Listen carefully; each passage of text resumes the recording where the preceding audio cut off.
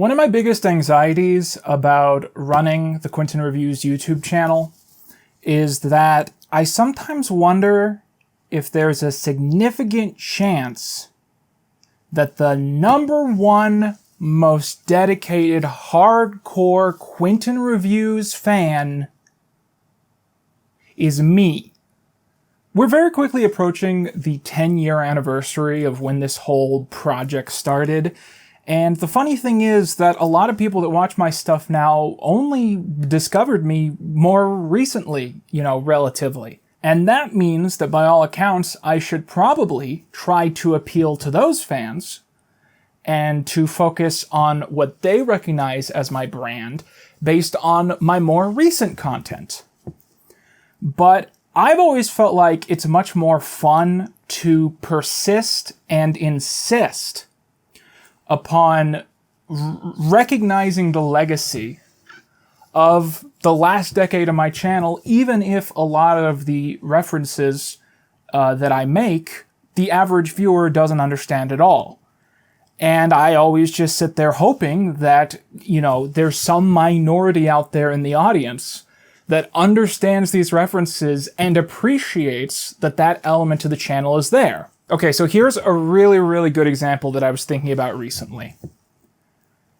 Did you guys know that Quinton Reviews has an official theme song? Did you guys know that? There is an official song that I picked out when I started this channel that was the theme song to my content to this series. And it sounds like this.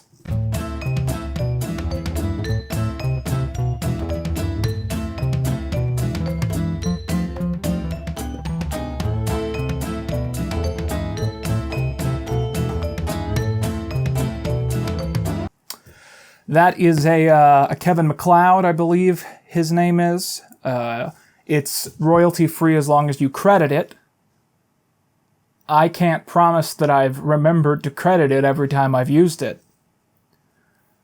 But yeah, that is the song that I picked out when Quinton Reviews started, and I said, this is my YouTube channel theme song, and I filmed an opening sequence of me walking around my hometown to that song. And that was the opening sequence to the show.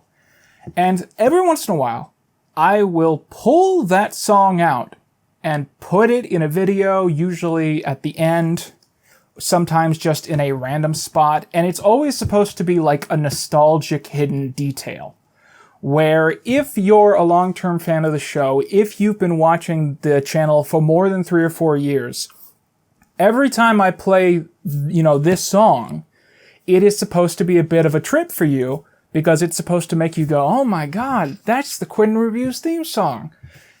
I haven't heard that on this channel in this many years or whatever. And in spite of the fact that I think it's really fun that I've kept that going, I think that the average person doesn't get that. And that's alright, because I think it's one of those fun details that you're supposed to kind of figure out the more you watch my content.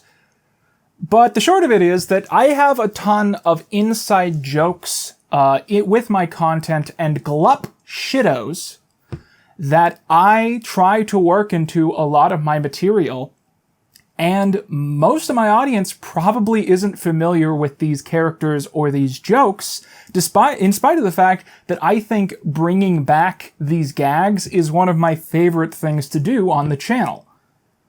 So basically, I wanted to do a video talking about around 10 or so Quinton Reviews Glup Shittos, the stories behind them, how well they've aged, and how likely they are to show up in the future. So I've split this list in two. The second half of the list is going to be characters who are played by physical performers, like people that I have known in real life that, have played these characters for me. And the other half of the list is going to be kind of almost inanimate Glup Shittos, and that is Glup Shittos that are primarily not played by human actors. And of course, I think there's a really obvious one that we're going to start off on, and that is Mr. Porg Tato Head. So after I saw The Last Jedi, in the late 2010s, I suddenly had this idea that it would be really funny to take a Mr. Potato Head and paint it up to look like a porg and call it Mr. Porg-tato Head. And for years and years and years, this was featured prominently at the centerpiece of my set. And I would make constant jokes about Mr. Porg-tato Head, kind of hoping that it would become like a funny inside joke for my audience. But it never really stuck, I think. It doesn't help the fact that that era of my channel, probably when my views were consistently at their lowest, so I didn't have a big audience at the time. If you're watching this and you were a regular watcher in 2019, you know, you're one of the real ones, but the average person just wasn't really tuning in at that time because I wasn't making popular content. But Mr. Porg-tato Head was really supposed to be like one of the big funny Quinton Reviews gags. And I showed him off in another video on this channel, and everyone was very nostalgic and sentimental about him. So I certainly keep him around. I will say that he's never been built the best. He's had a couple of revisions over the years. His feet for ages gave me problems. So the way I built Mr. Porg-tato Head, if you're curious, is it's a Mr. Potato Head. I wrapped the back end in masking tape. So the bit that you open up to store the parts inside, I wrapped that part in masking tape to cover up the seam.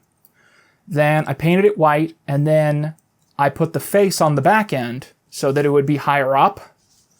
And then the actual face is the backside of Mr. Porg-tato Head. And he has like a nose here, and then I painted all that brown and I put in the orange detailing. And then I took like an artsy marker and I highlighted the eyes to make them black. But the ink has faded over the years, so I feel like I need to go in again.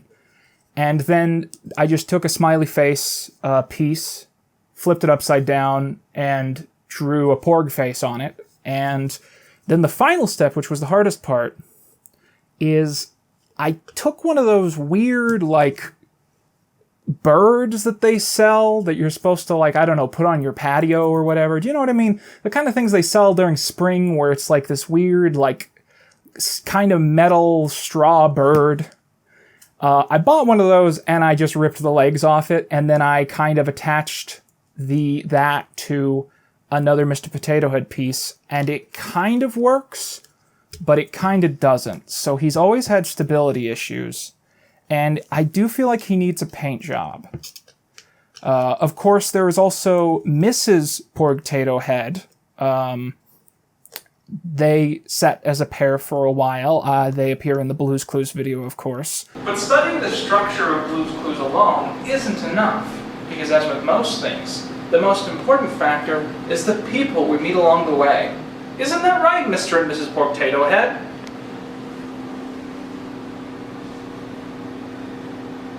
And yeah, this is just an example of a time where I was trying really hard to make a little joke a part of the permanent brand, and it didn't really take off.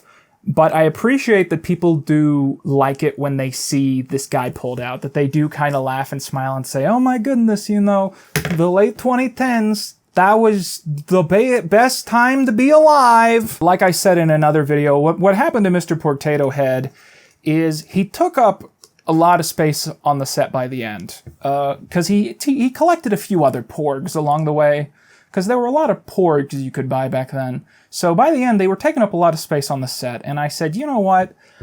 No one ever mentions Mr. Porg-tato Head, so I'm going to take him off the set, and I will put him back on if people complain. And no one ever brought it up, so he's just kind of sat, you know, comfortably in storage since then, and I'm always kind of looking for a chance to have him do a little cameo or something. But I think Mr. Porg-tato Head deserves to be a character that was more prominent in the past. I just don't think he works in current year 2025.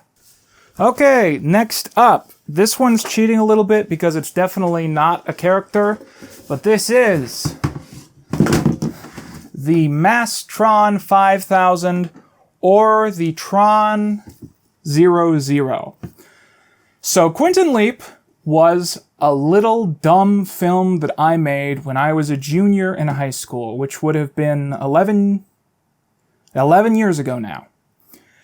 And it was this experimental thing I did we had a school broadcast show called Channel 4, where if you went to all the CRTs in the school and you set them to Channel 4, they would all play a signal that was broadcast by the media teacher, Noble. And so they would do once a month or twice a month presentations, kind of being like, here's how we're doing in sports, and here's all the news you need to know about PTA meetings or whatever.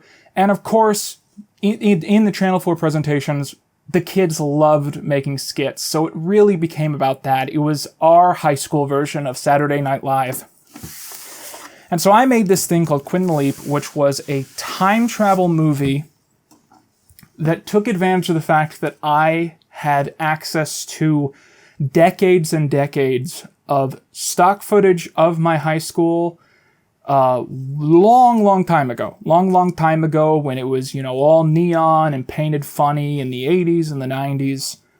And I realized, oh my God, I could do a time travel movie where I'm stuck in this footage I found of my old high school. And so I did that, and it was an experimental thing because the whole of Quinton Leap I feel like is like 10 minutes long, but all the skits were supposed to be like a minute, 2 minutes. So it was a multi-part thing that I did that was kind of split up throughout the program. Like it would be like Quinton Leap Part 1, Quinton Leap Part 2. And of course the title is a pun on Quantum Leap. And it went over really well. And that had a very big effect on the rest of my high school career. I did a lot of video production stuff and a lot of work on the yearbook for the rest of the school. And I think that kind of gave me the right mental prep to then try and do YouTube as a career. Because honestly, the mentality was that I had kind of trained myself to want to create and want to make stuff and want to have an output creatively. And then I graduated high school and I couldn't afford to go to college. So I was like, I guess I'm going to start posting stuff on YouTube, But I posted an edit of Quinton Leap on the channel just after I started out. And it's a little rough. I wish I could go back in and change some of the music and that kind of thing.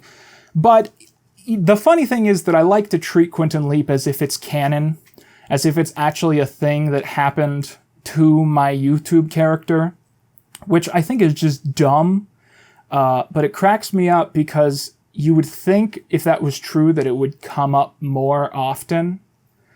But I pride myself in the comedy that my character has a time machine, but got bored with it, so he just doesn't mess with it.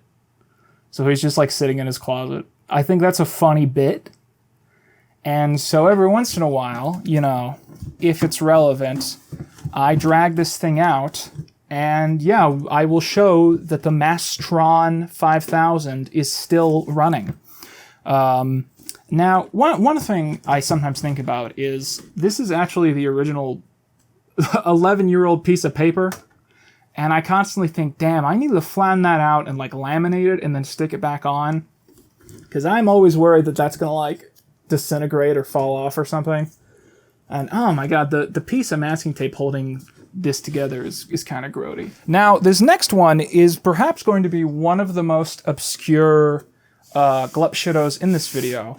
And the reason is that I know for a fact that this character has only appeared one time, but I've always kept the prop because I've always thought it'd be funny to bring this gag back someday. And that is the mailbox from the Blue's Clues video.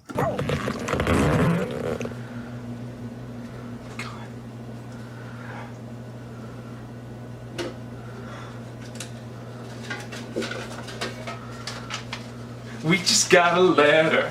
We just got a letter. We just got... It's another death threat. On April 29th, 2002, that joke is actually one of the first jokes I ever wrote when I was thinking about doing YouTube. Like, I wrote that joke and I was like, one day I need to do a Blue's Clues parody.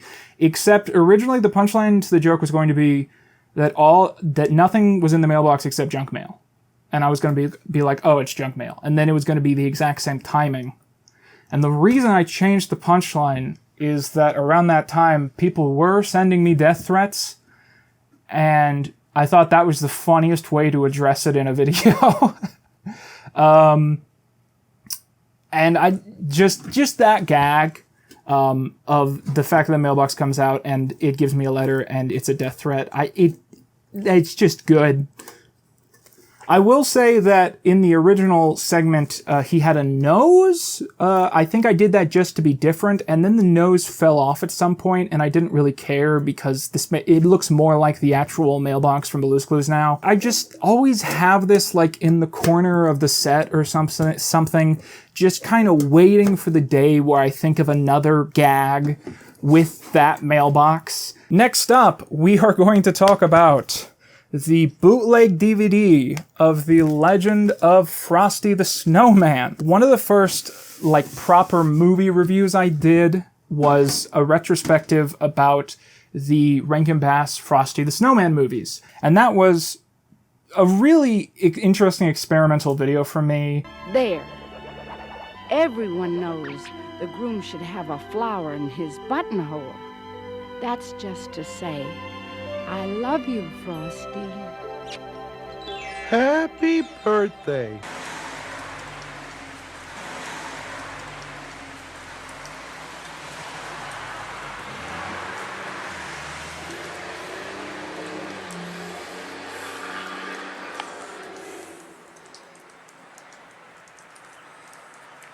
Now I too can stop feeling dead inside. It was one of the first times I tried to do like a character arc in the videos where I was like, I'm going to argue a position I clearly don't believe in so that my character has an arc. And it's just an interesting one because I find that people always come back to that one as one of the interesting deep cuts. I sometimes have people say, you know, I really like the Frosty the Snowman video. There is an interesting part of the storyline where a bootleg copy of The Legend of Frosty the Snowman breaks free from containment and it reaches me somehow, and that's why I end up reviewing the movie.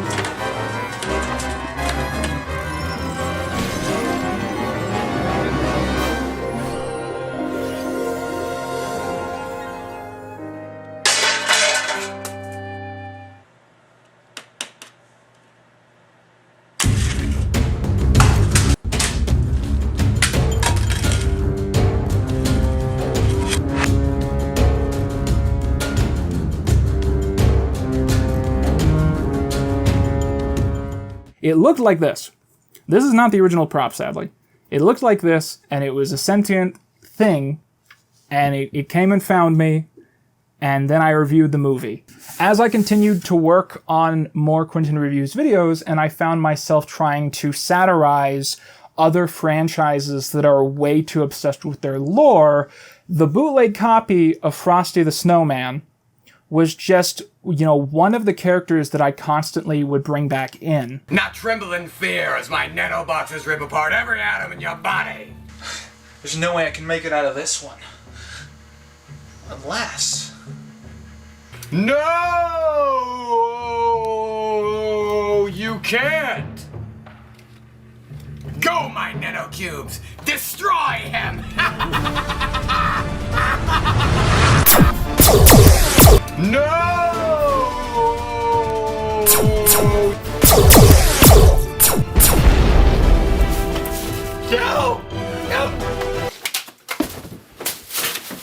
The first time I brought the DVD back, my mentality was, oh, and it'll also be cool because I actually kept that prop. But then when it came time to film the scene, I couldn't find the prop. So I made a replacement prop. And then after I had uploaded that video, I found the original prop. So then, you know, a while later, I bring the character back again, and I say, oh, well, I have two props that are original screen used now. And I couldn't find either of them. So I had to make a third prop. Come in.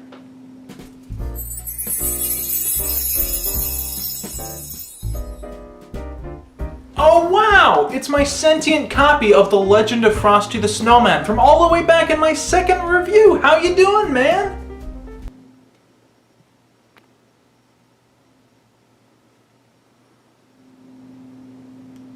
Yeah, he doesn't really talk. He just sort of floats there.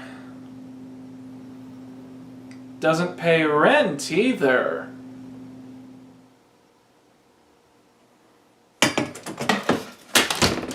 Alright, thanks for stopping by, man. That guy sucks. And then, after several years, in my most recent video, this character makes a cameo. And so I tried to find this prop, and I could not find it. So I had to make the prop again. So pretty much every time I bring this DVD character back, I have to remake the prop, which I just think is funny. Now, as I say that, what I'm holding in my hand is the prop from 2017. So this is the second version of the DVD. This is the one I made for Dad's video. And as you can see, they're not quite the same. And I think this is probably my favorite prop by far. And my goal is the next time I bring back this stupid gag that I'll actually remember where I put these. To wrap things up in this mini segment, this is another one that most people probably don't know about. This is the Bowler Guy Pez dispenser. So what you're looking at here is it's a Pez dispenser of Goob, the bad guy from Meet the Robinsons. And what happened was I was on eBay one day in like 2016 and I saw this and I immediately had to own it. I had to own it. And the mustache has been ripped off. I didn't do that. It came like that. So he kind of has this like Hitler, Charlie Chaplin thing going on. And just any time I would look at this, I thought it was the stupidest thing I'd ever seen. It's just, it had this aura that that cracked me up, man. And so I said to myself, I want to somehow work this thing into the channel as a running gag. So what ended up happening is that, and I don't know why I settled on this. For a while, anytime I did a sponsor, I would try and sneak this prop into the ad read. Sometimes it would just be on the shelf. Sometimes if I was like building a website, there would be an entire like section of the website just for this Pez dispenser. And I'd try and use it as a prop, you know, I'd try and personify it. Eventually, it's just one of those jokes where I just stopped doing it, no particular reason. But anytime I find this like in a drawer, it still makes me chuckle. And I will still try and sneak him into the background, you know, of random videos. And I sometimes wonder, are there fans out there that are like, you know, they see this Pez dispenser and they're like, oh yeah, that's Quinton's thing, you know? Because in my head, this is one of my running gags, but I've never explicitly called it out before. And in fact, if I tried to make a compilation of examples of this in videos, I wouldn't know how to look for those. But I hope at least subconsciously some of you have seen this in videos and you've recognized it as a purposeful running gag. So now let's talk about 5 Quinton Reviews Glup Shittos that are actually played by physical actors. And these are fun because a lot of these are really, really old, but I still think I've done a good job of keeping these in the brand.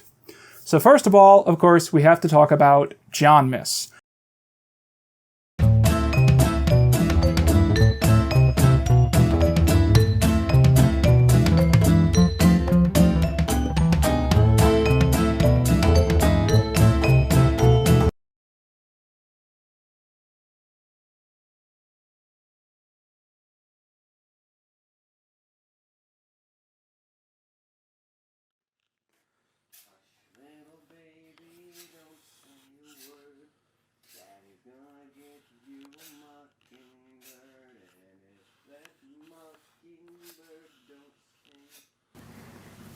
Where am I? What's going on? Who are you? You don't remember me? How rude. It's your old friend, Strawman Johnmas. Oh, did we, go to high school together? What? No, I'm 45. Really? Well, man, you look great. Well, thanks, man. It means a lot, you know? I just... Thanks. It really means... I try, dermatology stuff. Good to see someone looking around. Good shampoos. It's pretty good. This is a fucking game. This is a fucking game. I'll slit your fucking throat, bitch. I'll do it. Okay. Johnmas was one of the first ideas I had for the Quinton Reviews channel. It was something I worked on with my friend Caleb, where basically I said I want to have a recurring lore guy. And I had a really negative ongoing interaction with a guy on Facebook in like a nerd group who was in his 40s, and he would just like antagonize me and post rude things about me when I was like 15. And so I decided to start the character off by being a mean-spirited satire of that guy. So the original idea was that Johnmas was just like way too aggressively obsessed with me.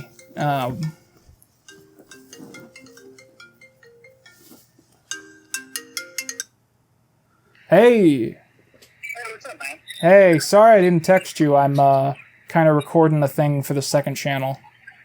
Oh, am I interrupting? If you give me like 10 minutes, I should be done.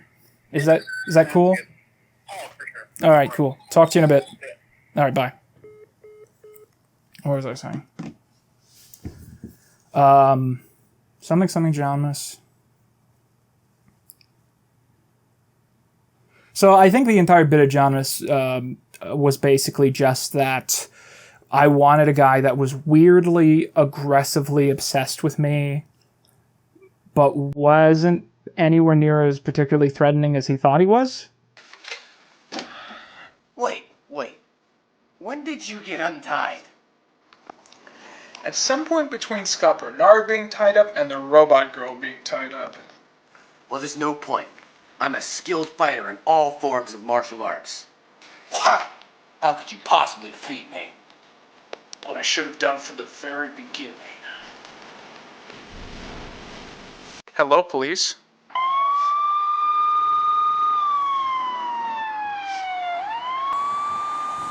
No, please! Hey, Mr. shut up. Hey, No. as a cop, I have the right to use any amount of force to arrest you. That means I can put you on the it's just a ground prank. and beat you down. No. Are you resisting arrest right now? Get in the car. Get in the car. Tell it to the judge. No, Tell it was to just the a judge. prank. You don't get it. Tell it to You the don't judge. get it up. And then the second joke that developed with Johnmas was that he kind of became a direct pastiche of Mecha Kara from the Linkara channel, wherein we really fell in love with this idea that Johnmas just dies all the time, and then he just immediately comes back. Prepare to meet Eternity. Ahem. No, Yes, I have returned. that's not true. That's impossible! Tremble in fear, mortal, for I have scoured the earth for the legendary blood rubies. With these rubies gathered, I summoned the mighty serpent Shinrong the Right and wished for immortality. Then I sacrificed my life and went to hell and trained under the tutelage of a mighty cedar tree. I then gained access to the Dread Zone. Yes, fear the concept of fear itself, as I cause a shitty after effect to be superimposed upon the screen.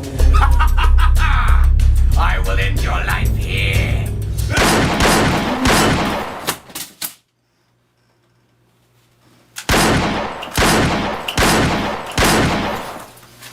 Kind of this contradiction of he's immortal, but he's also very, very mortal. And you would think he's a constant threat because he'll always come back and someone's always bringing him back. But it's also so easy to snap his neck and stuff like that. And after a while, Johnmas just became one of just our favorite thing to keep bringing back. his eye, Jonmus! That's not true. That's impossible. You know how many toddlers have been killed with a bag? So maybe you don't fear for your life, but what if I wreck your shit? Look at all this shit. This is like hundreds of dollars DVDs. What if I broke them? What if I broke them? What if I broke something? Who's this? Who's this? What are these? React!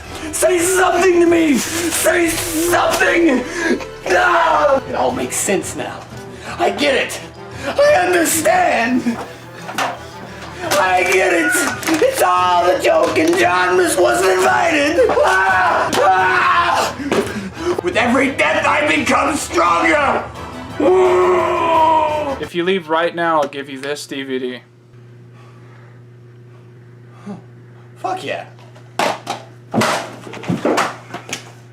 And basically, Jonmus wasn't just a Quinton Reviews Glup Shitto. He was the Quinton Reviews Glup Shitto. Like, he was the lore character that we wanted people to get attached to. And it's funny now because I do think a lot of my audience recognizes him, and yet the earliest videos with him are not popular or good. So if people like the character out of the meme of liking the character, but not because they're actually invested in whatever horse shit we came up with 10 years ago. I remember specifically, for ages, we didn't use Jonmus. And we were always talking like, you know, there was a point where Caleb had moved back to, you know, to the city I was in, because for a while he was off doing other stuff. And he came back, and it was like, we should bring Jonmus back. But at this point, we didn't know how to. Like, we didn't know how to just put Jonmus in a Fallen Titans video. And so we eventually came up with the idea of the Quinton Reviews lore movie, which was kind of supposed to be, I think, like an anniversary special / subscriber special. I can't remember exactly what it was, but I think it was like 300,000 subscriber special or something like that.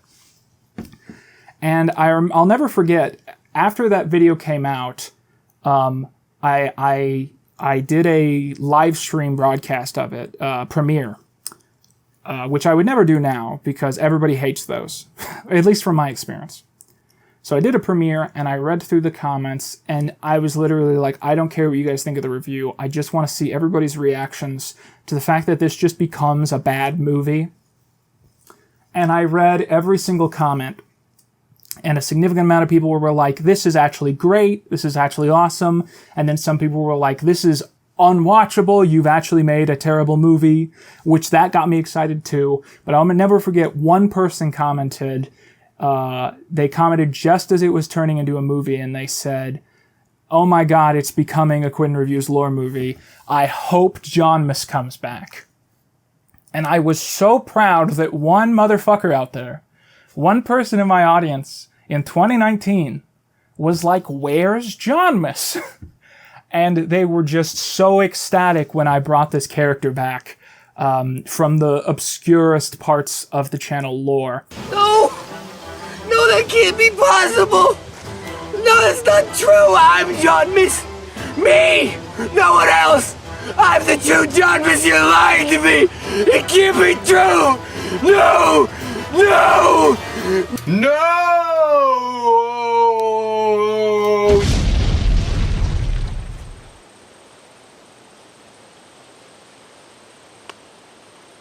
And I think I still get a little bit of that now that we've officially shown him in the iCarly miniseries a couple times, and he's been in Dad's video. I certainly saw some great excitement about the return of Jonmus, and we have a few more cameos lined up for him, and we're always talking about other potential ideas of where we could take that character.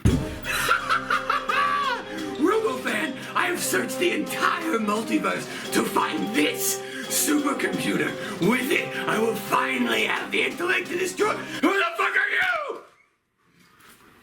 Oh, hi. I'm Quinton's dad, Russ. He's away right now, but I'm taking over the channel for a video. Next up is Evil Dad. This is a funny one because it used to be a really shitty, obscure one that no one cared about but me, but now it's becoming one of my most common lore characters. Evil Dad was introduced again in the Frosty the Snowman video, he appears and goes on this weird rant about the fact that there's no other Frosty the Snowman movies and whatever. And I wrote that because I was like, it'd be funny to have my dad in a video. Do not look for other Frosty sequels. They do not exist. They never did. Get the hell out of my house! And it just happened that after we did that skit, I wrote into the Fairly Odd Parents theme parody the phrase evil dad, which canonized that character was actually my father. It's not just a character played by my dad, it is my dad. And like with a lot of these other characters we've spoken about, I would usually at some point only bring back evil dad either when my dad specifically requested that I do it, or when I wanted to parody kind of nostalgia-baiting continuity lore cameos. And if either of those two things happened, I would bring the character back. Earthlings of all creeds and denominations, we must stop the moon! God damn it, not you again. I gotta start locking my doors. To ultimately defeat the moon demon, we must all create devices to scare it away. Devices like this! But now that Dad is kind of a recurring thing on the channel, like a big part of the brand, for those of you who have watched the latest video all the way through, we did bring back Evil Dad as kind of a lark. So what is the story? How can Quinton have two fathers, both named Russ, who both look nearly identical? Well, it's very simple. It's all a massive coincidence. Try not to think about it.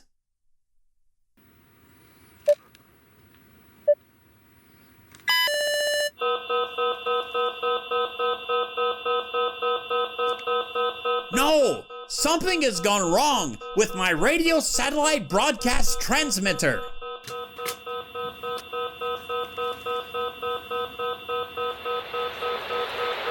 No! I am foiled again! Curse you, bootleg copy of The Legend of Frosty the Snowman! And I'm writing more Evil Dad skits as we speak for the next video I'm doing. And I've realized it's gotten to the point where a lot of my audience, the dedicated people that will watch, the Beverly Hillbillies videos, a lot of my audience is going to recognize Evil Dad as like one of the Quinton Reviews Glup Shittos, if they don't already. And I think that's exciting.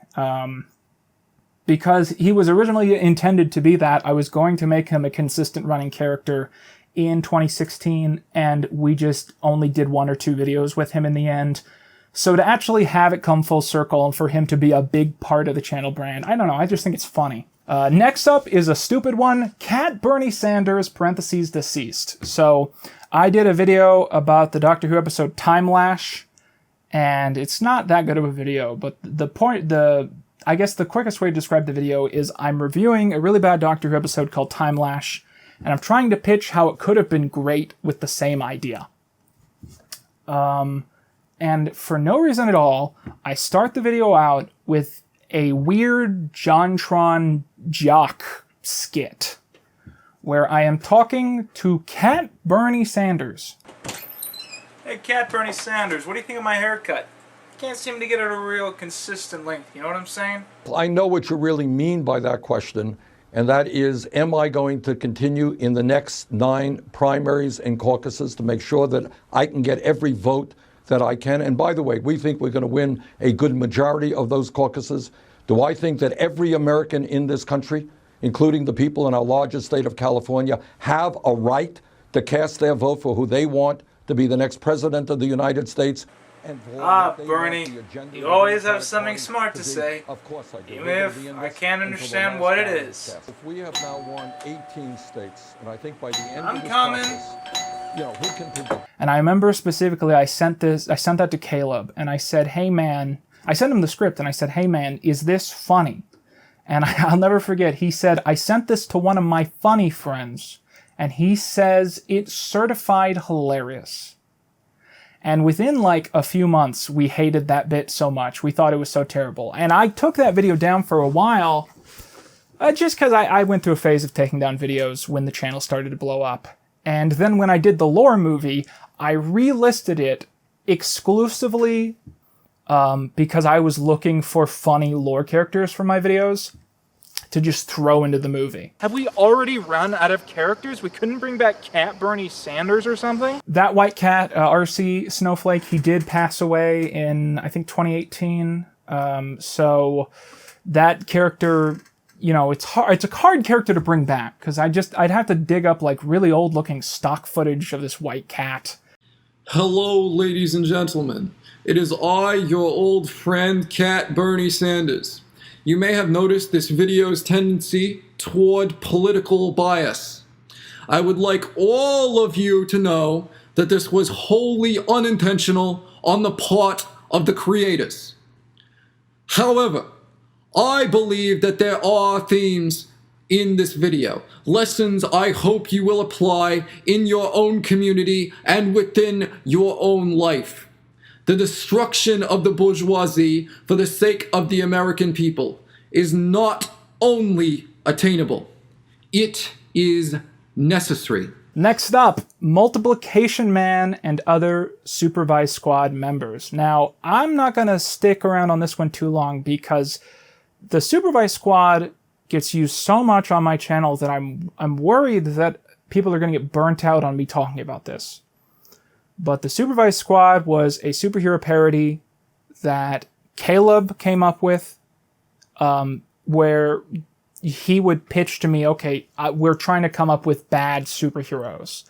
And so he would pitch to me some ideas he'd come up with, and he came up with most of the good ones. And I remember I contributed the Asthmatic Flash.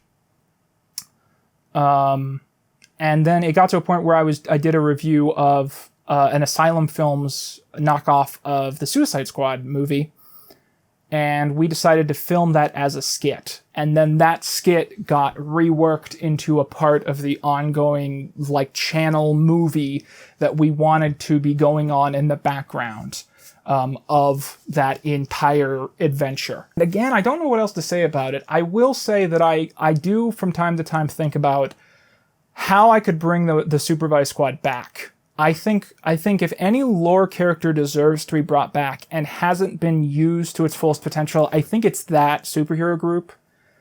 And bringing back a bunch of those characters and maybe forming like Supervised Squad 2.0, I think that would be an amazing bit for a video. So I've kind of been keeping that in the back of my mind. I do have a list in my head of which characters are dead and which characters are AWOL and which characters are alive. Finally, we have Evil Quinton. Evil Quinton, you know, is... it's what it says on the tin. It is a version of the Quinton Reviews character who is evil. And I have tried to use him a handful of times throughout the run of the series. He, of course, originally appeared in the B-movie video, then he appeared in the lore movie, and then he made a couple more appearances in other videos on the main channel, and he even made a cameo in the Victorious videos, which no one got. Everyone got confused about that. I did that on the fly, thinking, well, this will appeal to the people that really know the Quinton Reviews lore, and then nobody got it. It was weird. But Evil Quinton, it's such an interesting story of how that happened. Like, every part of that saga, that I kind of feel like that should be its own video, because it's just so weird to look back on that project. It was one of my first big, like, ridiculously long concept things that I spent years working on. And it was all done out of jest at the idea of a fan base getting sentimental about your past content. And so for those of you who haven't seen it, I'll talk about it for a second. The B-movie video is an alternate universe Quinton Reviews adventure where you go through a bunch of Quinton Reviews videos that have already been posted on the channel. And as you do that, every single video is different. It's clear that most of them were filmed the same day, if not, you know, the same minute as the versions you're used to seeing on the channel, but this is like an Elseworlds Evil Quinton in an alternate dimension. And instead of talking about pop culture, he just talks about B-movie all day, every day. And And that was an April Fool's video one year. And I remember it was one of the first things I did after I had a long string of controversies. And at the time, it didn't feel like the right thing to come back with. But I was really proud of it, and it still cracks me up to this day. And I still kind of hope that it keeps momentum. And one day it'll have 1 million views and all that. And after that, I just kept using that character kind of as, you know, a gag of, oh, like, here's a thing I'm pulling out of my pocket. Yeah, remember this from so many years ago? With that, I've been Quinton Reviews, and that's all you be.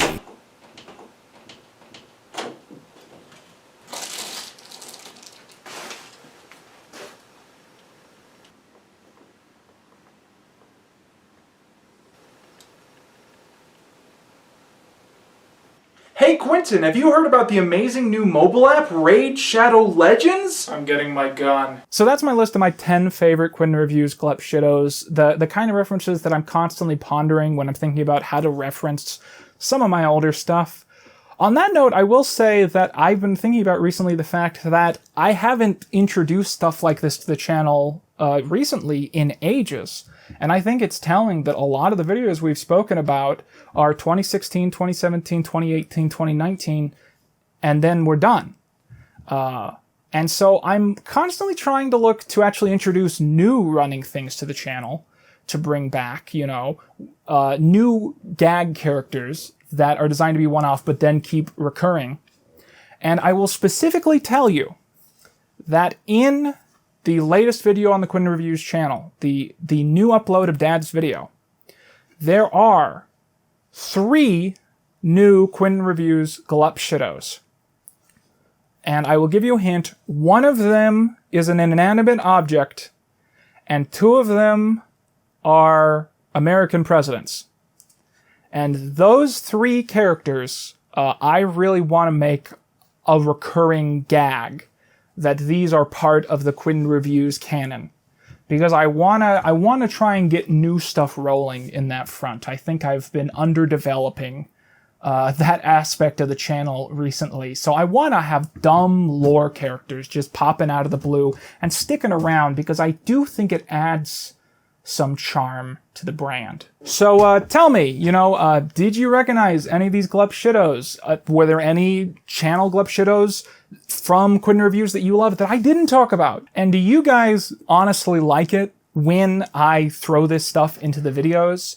Or is it just something that I do for myself? Because if it's just something I do for myself, I'm still gonna do it.